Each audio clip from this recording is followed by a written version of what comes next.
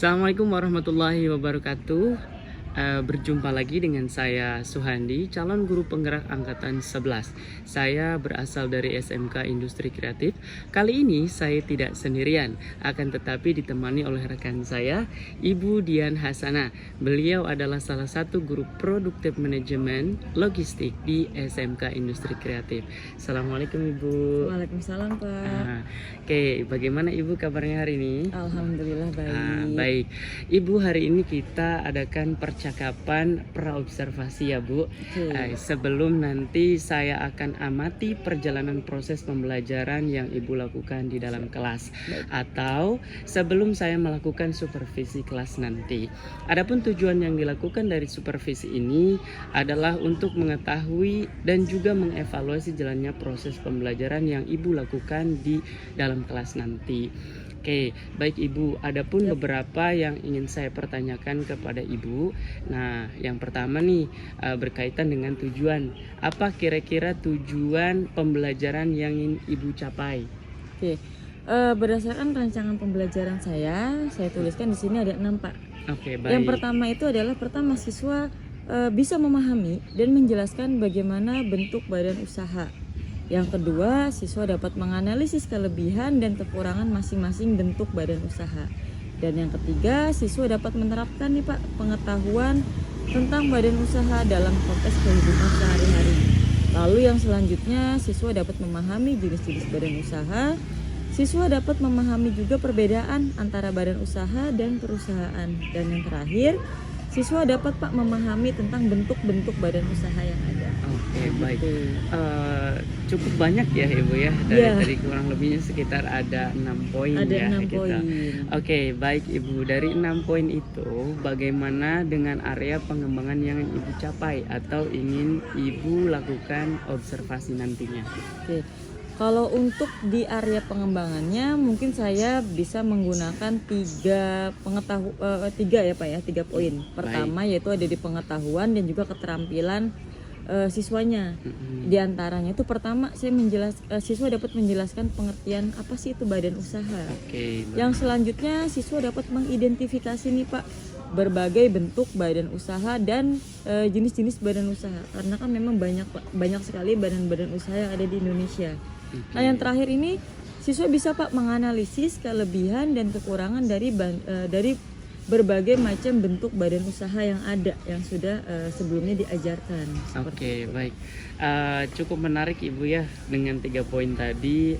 Baik Ibu, saya ingin mendengar nih dari Ibu bagaimana mengenai rancangan pembelajaran yang ingin Ibu terapkan di dalam kelas nanti. Mungkin dari strategi pembelajarannya atau model pembelajarannya ataupun dari metode pembelajarannya, itu bagaimana Ibu? Oke. Untuk strateginya sendiri Pak, yang saya gunakan adalah pembelajaran berdiferensiasi. Berdasarkan kesiapan siswa yang diintegrasikan dengan pembelajaran sosial dan emosional. Kemudian saya juga akan melakukan pembagian kelompok sesuai dengan kemampuan dan keterampilan siswa, juga keaktifan siswanya itu sendiri Pak. Dan untuk model yang saya gunakan, model pembelajaran berbasis masalah atau project based learning ataupun PBL ya. PBL ya. Baik. Terintegrasi pembelajaran berdiferensiasi berbasis social emotional learning ataupun SEL. Selanjutnya bisa juga menggunakan diskusi kelompok, presentasi, studi kasus, dan terakhir adalah tanya jawab. Oke, baik. Yang Ibu tadi terapkan di dalam kelas itu menggunakan strategi pembelajaran berdiferensiasi ya Bu ya? Benar. Yang diintegrasikan dengan pembelajaran sosial emosional. Udah bagus banget ya gitu. Baik Ibu. Pertanyaan berikutnya Ibu, bagaimana dengan media pembelajaran Ibu? Nanti yang akan digunakan oleh Ibu itu media pembelajarannya seperti apa? Media yang mungkin saya gunakan ya nggak terlalu banyak sih Pak. Saya menggunakan kurang lebihnya ada buku teks ekonomi bisnis. Selanjutnya ada beberapa artikel online yang memang saya siapkan untuk proses pembelajaran nanti tentang badan usaha. Juga ada beberapa video pembelajaran Pak untuk mengenai tentang badan usaha yang nanti biar anak-anak tuh tidak bosan Pak di kelas. Oke. Jadi tidak semuanya bergantung pada teks. Mm-mm. Yang terakhir, yang paling biasanya saya gunakan adalah presentasi Pak, bahan presentasi menggunakan PowerPoint. Mungkin seperti itu Pak. Oke, baik. Nah, Ibu, kira-kira kapan nih Ibu akan melakukan kegiatan pembelajaran tadi yang sudah Ibu sampaikan? Oke, Insya Allah nanti akan saya lakukan di hari Jumat ini Pak. Oh, hari Tanggal Jumat. 11 Oktober Tanggal 2024 11 di Oktober. jam kurang lebihnya di jam 8 pagi sampai dengan kurang lebih jam setengah 10. Seperti Oke, itu. baik. Kurang lebih 2 JP lah Pak. Oke, baik. Ibu, sebelum nanti saya akan datang ke kelas Ibu, Ya. mungkin melakukan supervisi. Saya akan melihat juga nanti di dalam kelas ya, Ibu ya, atau mencatat beberapa hal-hal yang perlu saya catat nanti. Baik Pak. Oke, nah nanti setelah kita melakukan kegiatan observasi atau supervisi tadi, atau pembelajaran yang Ibu tadi lakukan di dalam kelas itu, kita nanti akan melakukan pasca observasi lagi ya Bu ya, Oke, baik, Pak. yang akan didampingin oleh pengajar praktik langsung. Oke, sebelum kita akhiri Ibu, kira-kira apa nih yang Ibu dapatkan dari hasil PAN kita kali ini? Oke. Saya banyak Pak mendapatkan gambaran tentang media apa aja sih yang nanti akan saya gunakan untuk pembelajaran di kemudian hari, dan apa yang saya gunakan juga nanti itu sudah saya persiapkan Pak. Insya Allah sudah saya persiapkan. Dari sekarang mungkin ya saya memiliki gambaran dari percakapan yang kita lakukan hari ini. Oke, baik. Terima kasih Ibu atas waktunya dan sudah bersedia berbincang-bincang dengan saya. Oke, sampai ketemu di kegiatan observasi di kelas di kelas 11 manajemen logistik Siap. tadi ya. Iya. Oke ya, demikian percakapan kita hari ini. Sampai bertemu di kegiatan observasi dan kalau juga di kegiatan pasca observasi nanti. Oke Ibu, sekian. Assalamualaikum warahmatullahi wabarakatuh. Waalaikumsalam warahmatullahi wabarakatuh. Assalamualaikum warahmatullahi wabarakatuh.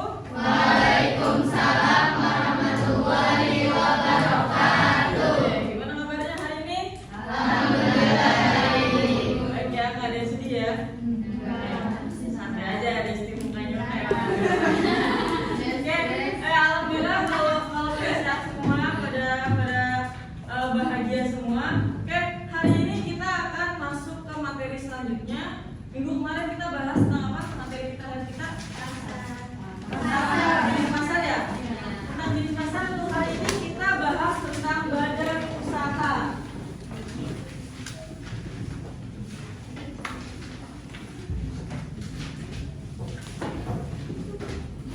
Di LKS kalian juga ada kok ininya, apa namanya, penjelasan tentang badan usaha. Nah di sini kita akan bahas tentang satu pengertiannya. Kedua itu adalah fungsinya. Yang ketiga adalah jenisnya.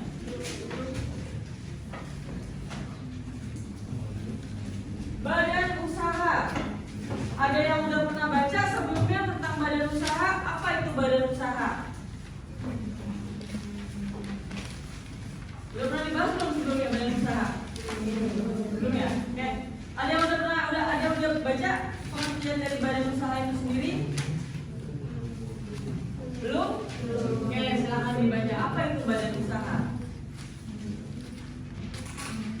Badan usaha adalah suatu organisasi usaha yang menggunakan faktor produksi dari perusahaan sebagai alat untuk mendapatkan keuntungan atau laba, atau kesatuan yuridis ekonomis yang bertujuan mencari keuntungan. Setiap organisasi, baik besar ataupun kecil, lingkup tetap akan memiliki ciri yang membedakannya dengan organisasi lain. Oke, terima kasih Fitri. Badan usaha adalah badan usaha berbentuk hukum atau tidak berbentuk hukum yang berdiri di negara Republik Indonesia. Jadi kalau misalkan berdirinya bukan di luar negara Indonesia, itu tidak termasuk ke badan usaha yang ada di Indonesia ya. Nah, kalau dari pengertian dari Kemendikbud, sama kayak tadi Fitri jelaskan, itu adalah pengertian dari Kemendikbud ya. Badan usaha ini sebagai sebuah organisasi yang terdiri dari unsur yuridis, teknis, dan ekonomis itu adalah pengertian dari Kemendikbud, ataupun pengertian yang ada di LKS kalian adalah pengertian salah satu dari Kemendikbud. Oke.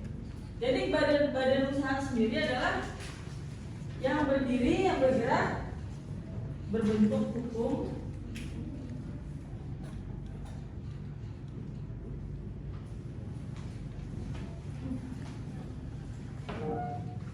atau tidak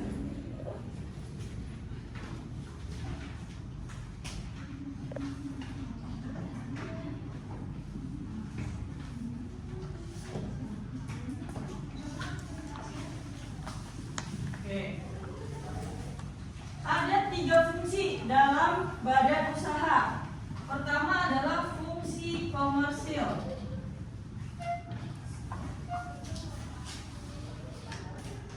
Yang kedua ada fungsi sosial.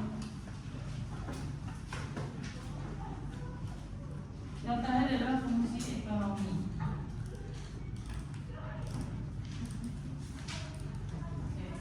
Fungsi komersil adalah badan usaha yang mencari keuntungan yang dapat dicapai dengan mengelola sumber daya dan produksi secara efisien. Jadi kalau fungsi komersil ini ada tujuannya adalah untuk mencari keuntungan.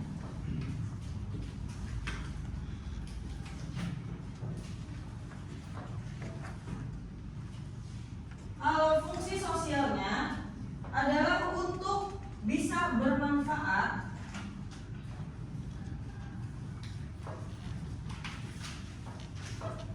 bagi masyarakat.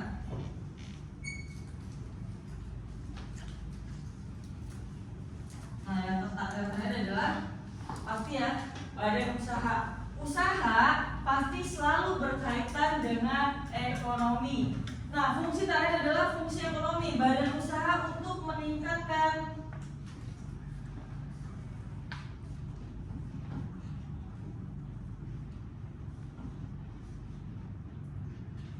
perekonomian negara.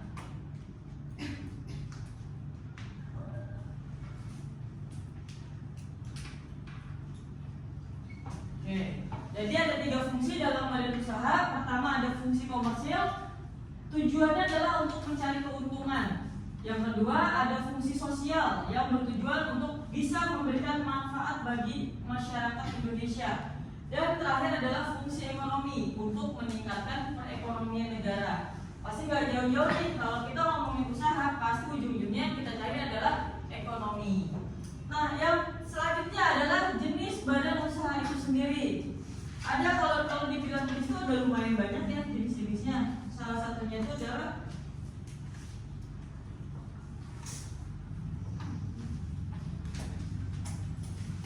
jenisnya itu ada namanya BUMN, ada BUMD, ada juga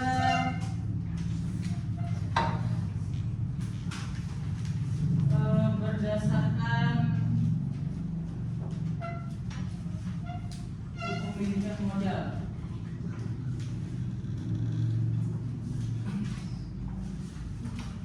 Apa itu BUMN? BUMD? Badan usaha milik negara dan badan usaha milik daerah. Apa bedanya? Apa bedanya BUMN dan BUMD? Terletak di mana perbedaannya? Di mana Kia? Di tempatnya. Apa emang kenapa tempatnya? Ayo yang lainnya silakan. Perbedaannya BUMN dengan BUMD itu apa? Terletak di mana? Kalau BUMN dikelolanya oleh pemerintah pusat, kalau BUMD dikelolanya oleh pemerintah daerah. Oke, bedanya sebenarnya dia udah benar tadi, bedanya ada di tempatnya. Kalau BUMN ini langsung negara yang ngelola nih, pengelolaannya langsung negara. Contohnya seperti apa? PT Pertamina, PLN itu jadi kelolanya langsung sama negara. Kalau BUMD ini dikelola oleh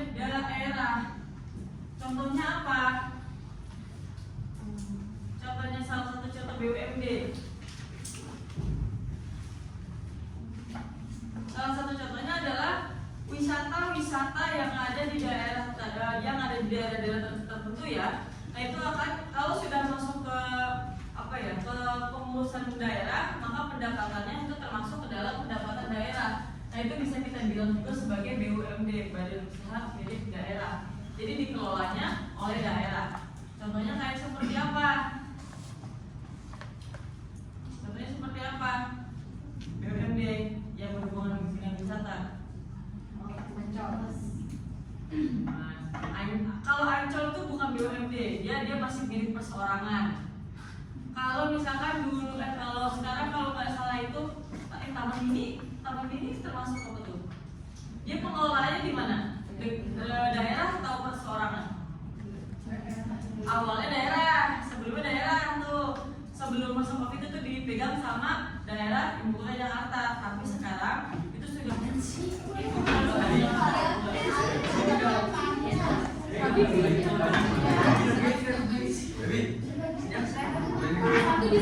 satu sini, Haikal, kok nggak Haikal tinggal? Itu Abi mau. Abi apa Haikal di sini? Apa? Nggak bisa Rahmat. Udah, Abi sama di sini.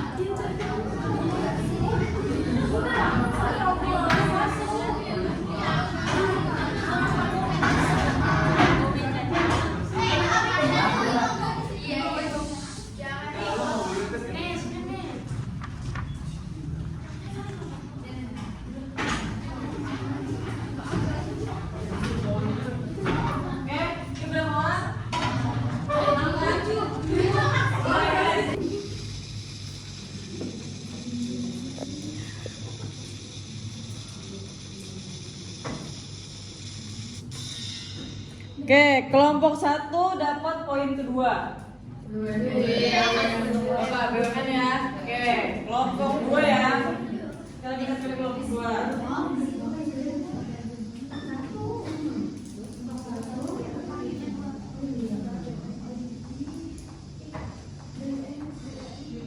Keempat, yaitu berdasarkan kepemilikan modal. Berarti kelompok 2 poinnya adalah nomor 4.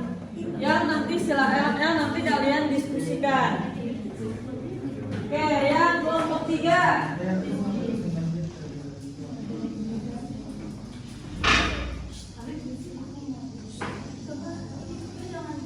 Tadi apa aja Bu? Disuruh ngapain aja Ibu? Yang dicari ya Ibu, maaf Ibu. Yang dicari, kamu bikin apa namanya kayak semacam rangkumannya materinya tentang jenis badan usaha yang kamu dapetin nih kelompoknya. Kamu tentang BUMD, berarti cari materi tentang BUMD dari berbagai artikel di Google boleh, di LHS boleh, ataupun dari yang ibu kasih nih silakan. Kamu bikin rangkumannya ataupun bikin materinya seperti itu. Sama kayak kamu nih, kamu yang pertama kan ya? Iya. Kamu juga cari nih badan usaha berdasarkan wilayah negara itu seperti apa. Jadi kayak buat semacam rangkumannya, artikelnya boleh kamu cari di Google boleh silakan, di LKS juga boleh silakan, ataupun di kertas yang tadi ibu kasih. Yang pasti buat sedetail mungkin tentang badan usaha berdasarkan wilayah negara. Nanti kamu bacakan ataupun kamu presentasikan di hari ini ya. Makanya silakan dikerjakan. Assalamualaikum warahmatullahi wabarakatuh. Perkenalkan, nama saya Syalji Alfia. Saya perwakilan dari kelompok 3 ingin menjelaskan badan usaha berdasarkan wilayah negara. Lahirnya berbagai badan usaha yang didirikan di luar negeri maupun usaha dari luar negeri yang didirikan di dalam negeri merupakan salah satu dampak dari globalisasi ekonomi. Berdasarkan hal tersebut menyebabkan pembagian jenis badan usaha berdasarkan wilayah negara. Penanaman modal dalam negeri adalah jenis badan usaha. Penanaman modal dalam negeri memiliki kepemilikan modal, perusahaan berada di tangan warga negara sendiri. Penanaman modal asing merupakan jenis badan usaha berdasarkan wilayah negara yang penanaman modal berasal dari asing. Hal tersebut diartikan sebagai sebuah perusahaan yang dimiliki oleh investor asing dan beroperasi di wilayah Indonesia atau dalam negeri.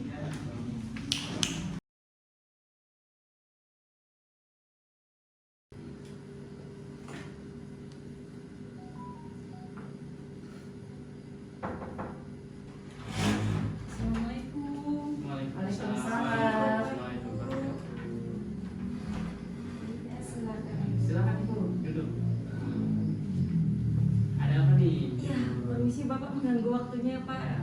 Saya mau ini Pak, mau apa namanya, menanyakan tentang penguatan, tentang observasi kita ataupun supervisi kita yang sebelumnya pernah kita lakukan di kelas. Oh iya, baik Ibu, siap. Oh, sebelumnya Ibu perkenalkan terlebih dahulu, saya ini Ibu Agus, dan beliau adalah guru atau pengajar praktik saya sendiri. Oke, baik Ibu. Gimana kemarin di kelas, perasaan Ibu gimana itu?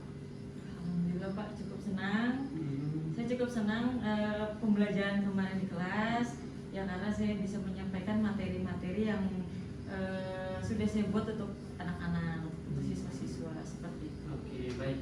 Ibu, tadi kan Ibu sudah menyampaikan bahwa alhamdulillah senang gitu ya. Iya.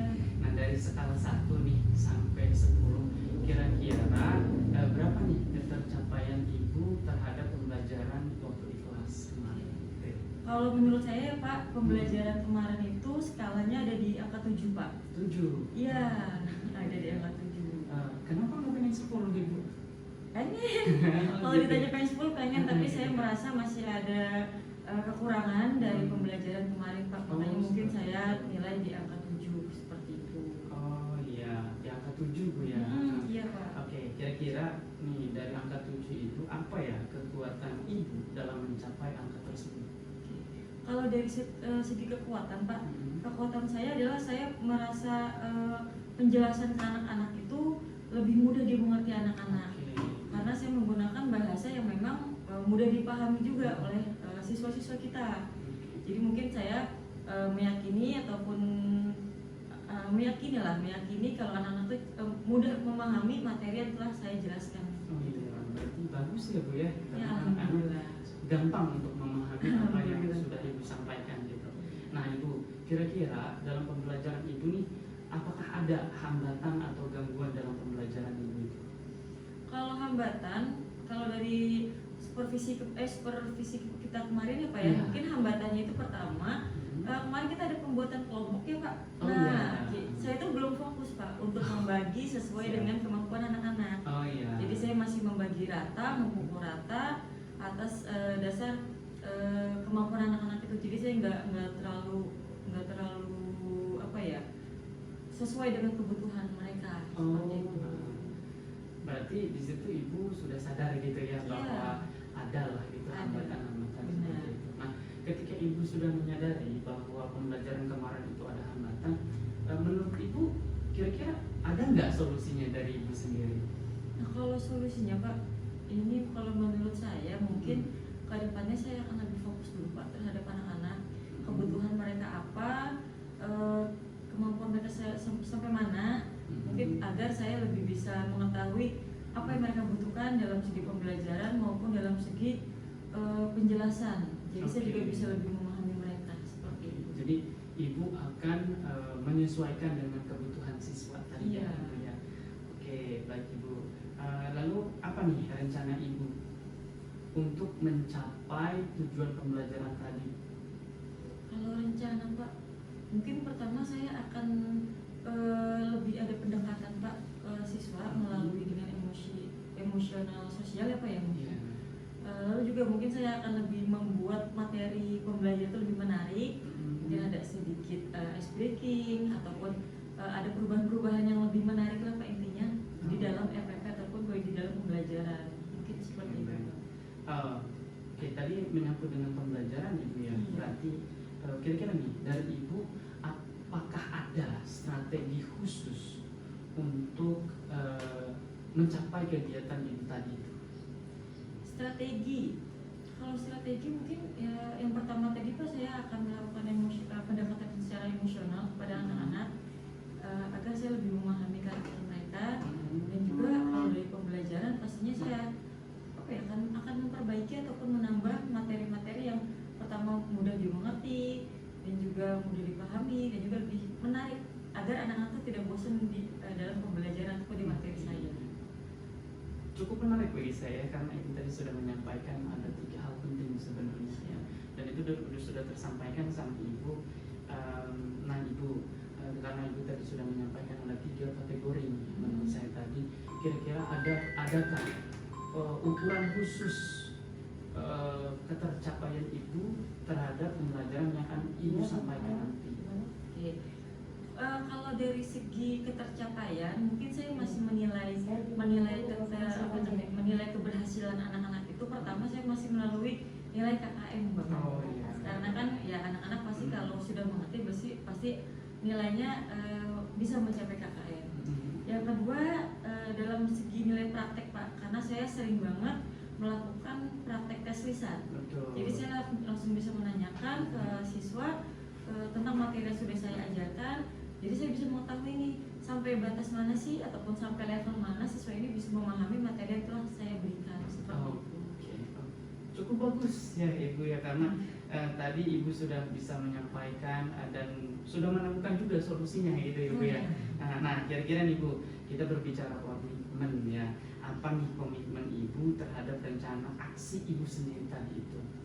Mungkin kalau untuk komitmen, Pak, saya akan menerapkan hal ini nggak cuma di kelas 11 ya Pak, karena kemarin kita observasi di kelas 11 manajemen logistik. Mungkin nanti saya akan terapkan di kelas-kelas yang lainnya yang saya ajar juga seperti kelas 12 manajemen logistik dan juga kelas 10.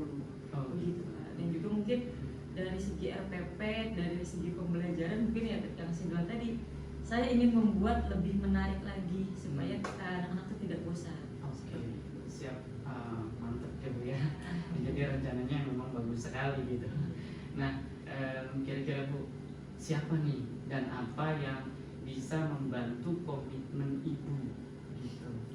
Yang membantu komitmen saya mungkin yang pertama adalah ibu kurikulum kita, Bapak Ibu Nining Yuningsi, karena Bu Nining juga yang selalu memberikan insight ataupun masukan-masukan terhadap pembelajaran. Yang kedua ada Bapak Kepala Sekolah kita, Bapak Rofi, yang selalu mensupport guru-guru untuk selalu memberikan yang terbaik dalam segi apapun, termasuk dalam segi pembelajaran.